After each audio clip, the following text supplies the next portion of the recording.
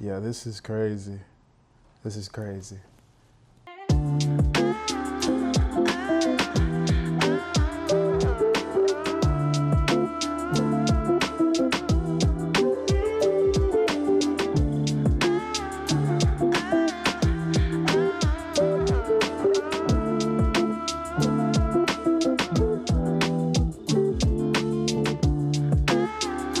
Thank you guys so much for the patience. I know I'm not the most consistent with making these more long format videos, but I appreciate the patience, and for each and every one of you who watches these videos and wants to learn more about my studio practice, it means a lot to me. I appreciate it. But this video, I want to talk about a really cool collab that I was able to be a part of and fortunate to be a part of is the Contemporary 100 inaugural trading cards. Yeah, I mean, where do I even start with this? First off, I've always admired Contemporary 100 and just how they go about showcasing different artists to new communities and things like that. Also, I think that Contemporary 100 does a great job in eliminating hierarchy in artists. They showcase and platform artists from the contemporary art world and people from more illustration, animation. They all showcase them under the same platform, and I think that's just awesome. And for me to be a part of a collab like this means a lot because I am a big believer in accessibility in the art world and in art in general. And I think that, I mean, a collab like this also hits home for me because I was dragging my mama to Targets and Walmarts as a kid to pick up Yu-Gi-Oh!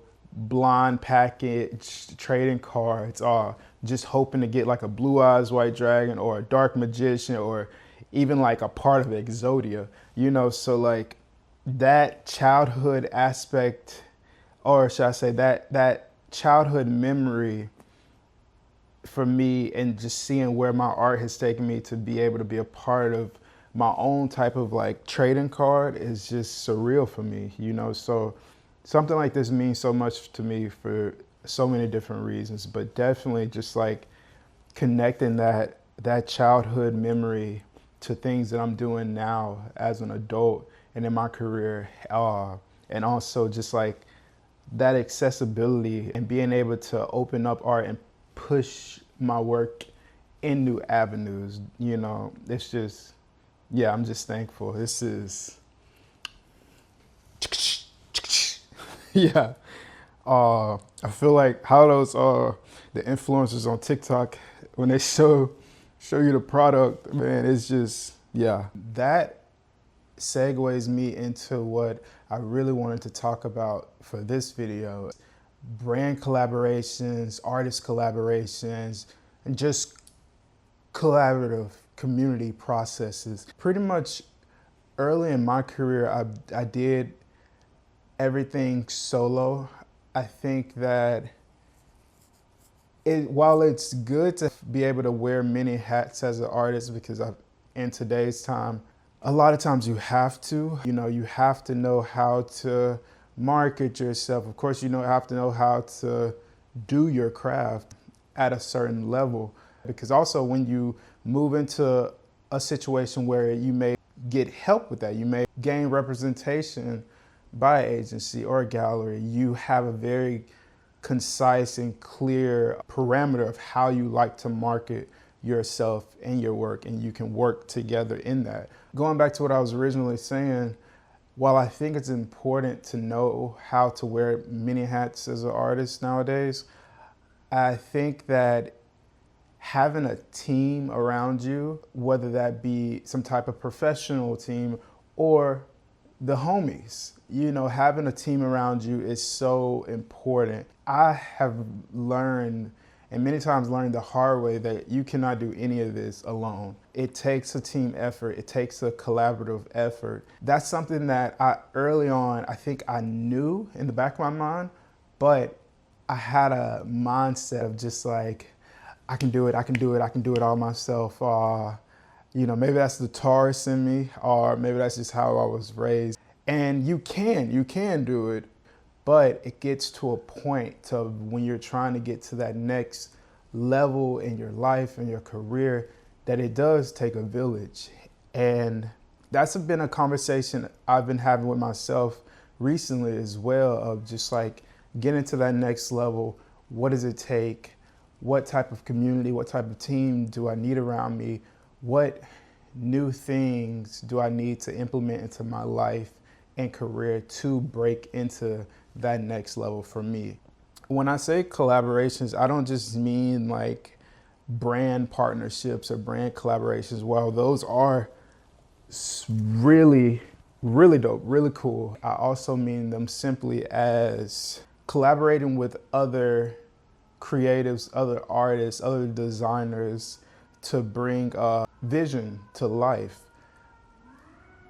Hold on, little ambulance.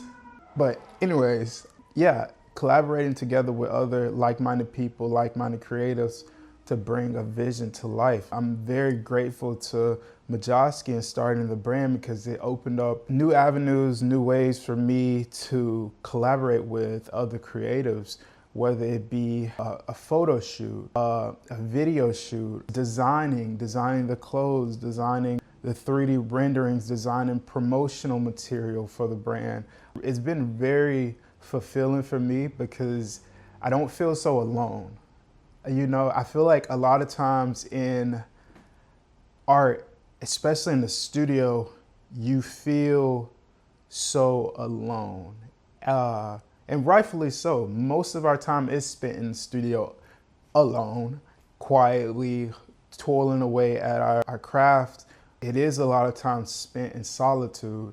So for me, being able to go outside of myself, outside of my capabilities in my studio, and work together with a team, work together with another individual, it's a very fulfilling feeling in my heart, because I don't feel so secluded in my practice, and I feel like it's becoming more than just myself. And I think that collaborating together, working together, is such an awesome way to open up new ideas that you wouldn't have thought on your own, bringing in like that fresh set of eyes, fresh set of ideas into your work. Yeah, again, it just opens up your mind to so many other possibilities that your work can exist in. There's been a lot of different artists and brand collaborations that I early on saw and kind of started to understand of this possibility. I think even in those realms, it opened up the doors to a lot of people wouldn't have known about some of these artists had it not been for their collabs with these fashion labels. I think about the collaboration with YSL and Mondrian. Of course, Mondrian is an enormous artist in his own right, but how many people outside of the art world really knew of Mondrian that then became aware of the work after the collab? Or even Como des Garçons and Cindy Sherman, or Merce Cunningham. Cindy Sherman, Merce, these two artists, again, titans in their fields, but they're titans in the contemporary art world space, or in the performance art world space. Albeit it might not have been their goal, but these collaborations then opened up their practice to a wider audience.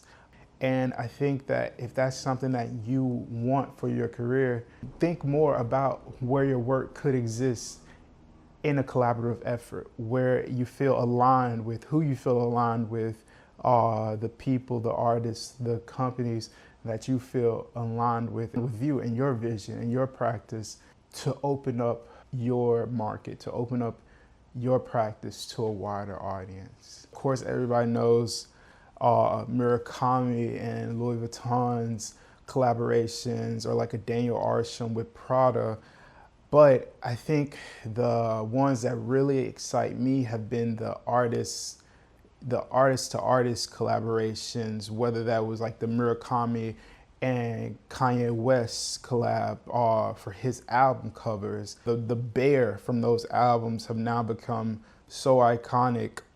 I just think that it's such a missed opportunity to not allow yourself to be open to the possibilities to work with other people in your practice. Of course, a lot of public art, they do this all the time. They work with teams all the time. Anybody who works maybe in like a design house, it's always a team effort. But I think I'm speaking more so to that independent artist who is designing or painting or drawing. I think there's something to be taken from each different art form. Even with like musicians, you see musicians, they collaborate with each other all the time, feature each other on each other's songs.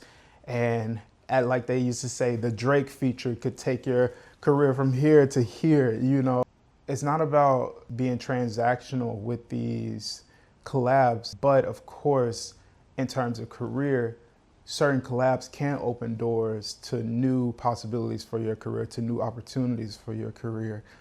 With that being said, I always want to enter a collaboration or a partnership with someone feeling on equal ground, I think that goes back to my conversation of always saying I never want artists to feel like they're entering into a partnership or an agreement with a gallery with a power dynamic in play, or anything that you're signing a contract with.